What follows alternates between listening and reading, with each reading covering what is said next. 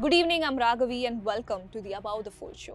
From crucial Iran negotiations to another sharp hike in petrol and diesel prices, in this episode, we bring you the biggest developments of the day. We also look at the announcement of the Padma Awards 2026, recognizing distinguished personalities across fields, while remarks by U.S Senator Marco Rubio on racist attacks against Indians sparked debate. We also track the Thoothukudi sexual assault case verdict, so stay tuned for the full episode. High-stakes negotiations between the United States and Iran are underway, with both sides attempting to finalize an agreement that could formally end the ongoing West Asia conflict. Here's our report. In a major development, the United States and Iran appear to be moving closer to a historic agreement. On May 23rd, President Donald Trump announced that a deal has been largely negotiated between the US, Iran, and other participating countries. He said the agreement includes the reopening of Strait of Hormuz, which has remained closed since February 2026. Final details are still being worked out and are expected to be announced shortly. This breakthrough follows weeks of indirect negotiations mediated by Pakistan and Oman. The proposed first phase of the deal includes reopening the Strait of Hormuz, ending the naval blockade, and extending the ceasefire for 60 days. Key issues such as Iran's nuclear program and broader sanctions relief are expected to be addressed in a second phase. On Sunday, Israeli Prime Minister Benjamin Netanyahu said any final agreement must ensure Iran does not acquire nuclear weapons, calling for the dismantling of enrichment sites and removal of enriched nuclear material. Iran, meanwhile, has responded cautiously, saying progress has been made but that a final deal is not imminent. U.S. Secretary of State Marco Rubio described the talks as significant process while stressing that Iran must never obtain nuclear weapons. President Trump has emphasized that any final agreement must completely eliminate the nuclear danger, criticizing past deals and insisting that Iran will not be allowed to enrich uranium to weapons-grade levels or maintain any pathway to a nuclear bomb. He has also instructed US negotiators not to rush the process, stating that talks are proceeding constructively but that time is on America's side. He further made it clear that sanctions and the naval blockade will remain in place until a strong, verified deal is reached and signed. As of now, discussions continue and the situation remains fluid. Fuel prices increased yet again today. This marks the fourth increase this month as the crisis in West Asia continues to put pressure on global energy supply. Prices of petrol and diesel were increased by 2.7 to 2.8 rupees per litre across the country today. This is the fourth fuel hike seen in the past 10 days, with today's hike being comparatively higher. The cumulative increase in petrol and diesel now stands at 7.5 rupees per litre. The first hike came on May 15th. Speaking in Mumbai today, Finance Minister Nirmala Sitharaman said, "It is because of high international crude prices, and the high crude prices are ever changing. It's seriously dynamic. 3 F's: fuel, fertilizer, and foreign exchange. And the foreign exchange is for, in this context, purchase of gold. So we need to understand this, and we also should appreciate that the challenges are more external driven. We must also recognize that India's domestic economic situation remains positive and resilient even today. But despite her assurances that India's economy remains resilient, consumers are feeling the pinch at the pump.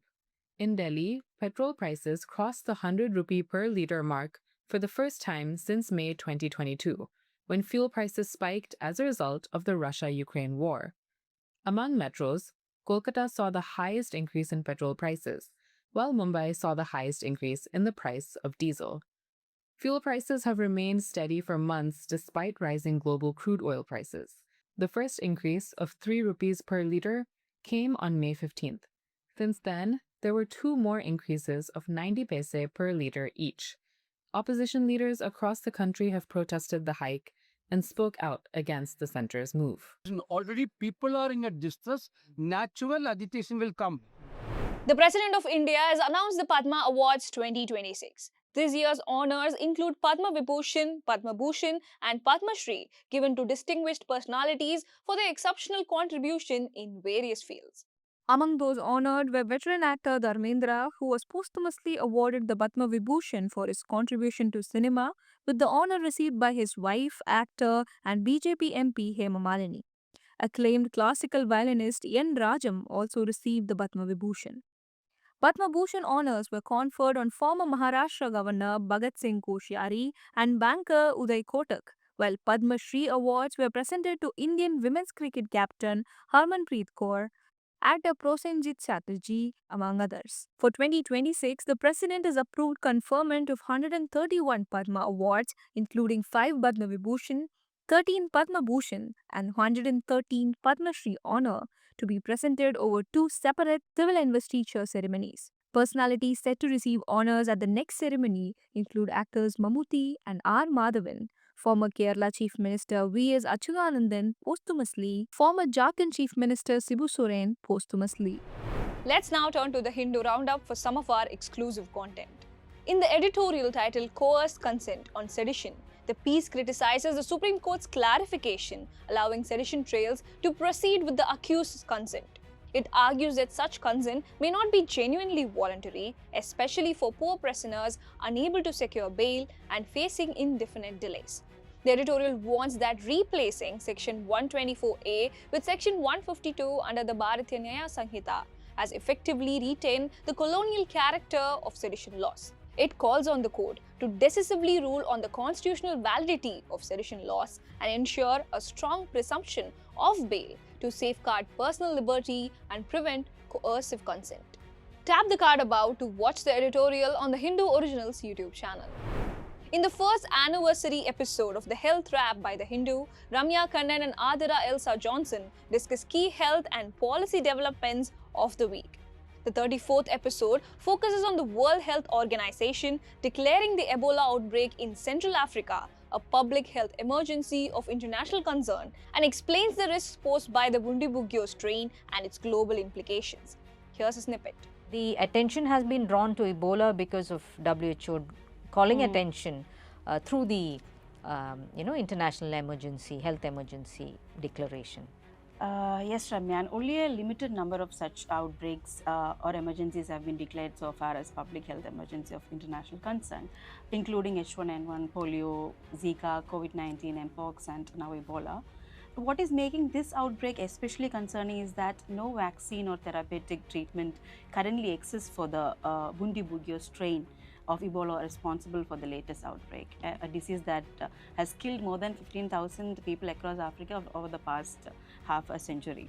Right. Ramya, would you like to elaborate a little more on what makes this classification so significant in terms of global response? Right. So, the declaration of a public health emergency of international concern is very significant because one, it calls the attention of the world to a crisis. This is a crisis happening in Central Africa.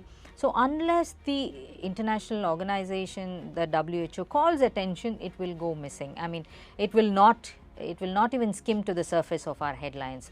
So, that is one big advantage. It is also possible with this PHEIC to get global cooperation for scientific research, for development of vaccines, for instance. It's also possible, though not guaranteed, to get some funding with the PHEIC declaration. So, this, I'll tell you why it's really important, because this is caused by the Bundibugyo strain of the Ebola virus. And why is this significant is because we have only 2 other documented outbreaks of Bundibugyo. In a major development from Tamil Nadu, a special POCSO court in Thoothukudi has awarded double death sentences to the convict in the sexual assault and murder of a 17-year-old schoolgirl earlier this year. The teenager had gone missing near her home on March 10 and was found murdered the next day in a village under Kulathur police limits. Police arrested the accused Dharma Munishwaran on March 19 using scientific investigation and surveillance footage analysis despite the absence of CCTV cameras near the crime scene. Meanwhile, outrage continues in Tamil Nadu over the recent sexual assault and murder of a 10-year-old girl in Coimbatore Sulur area, where 2 persons have been arrested.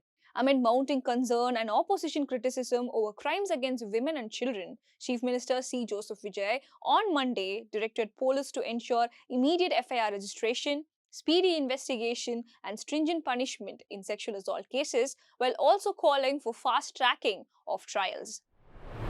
The spotlight was on the U.S. Secretary of State Marco Rubio on Sunday after he was asked about racist remarks targeting Indians in the United States during a joint press conference with EAM S. Jaishankar in New Delhi.